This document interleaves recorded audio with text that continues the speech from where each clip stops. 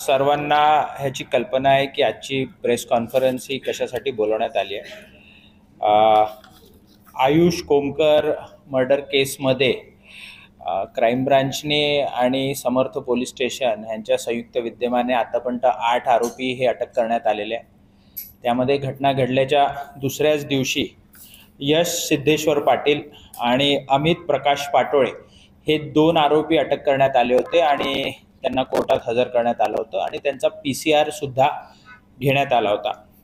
त्या व्यतिरिक्त काल अमन युसुफ पठाण आणि सुजल राहुल मेरगू हे 2 आरोपी हे अटक करण्यात आलेले आहेत। यामध्ये पहिली जी 2 नावं घेतली मी, यश सिद्धेश्वर पाटील आणि अमित प्रकाश पाटोळे, आणि अमन युसुफ पठाण आणि सुजल राहुल मेरगू हे 4 आरोपी त्या गुन्ह्यामध्ये ह्यांचा सक्रिय सहभाग दिसून येत होता। ह्याच्यामध्ये जो मयत व्यक्ती आहे त्याच्यावर फायर करणे, रेकी करणे, टेहळणी करणे, ह्या सगळ्या गोष्टींमध्ये ह्यांचा सहभाग निष्पन्न होत होता।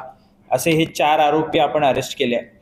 त्या व्यतिरिक्त ह्या गुन्ह्यातले जे प्रमुख आरोपी आहे त्यामध्ये बंडू अण्णा अंदेकर, तुषार वाडेकर, स्वराज वाडेकर आणि वृंदावनी वाडेकर ह्यांना सुद्धा काल रात्री आपण ताब्यात घेतलाय आणि आज पहाटे त्यांना पुण्यामध्ये आणून आपण समर्थ पोलीस स्टेशनकडे त्यांना हस्तांतरित केलेलं आहे।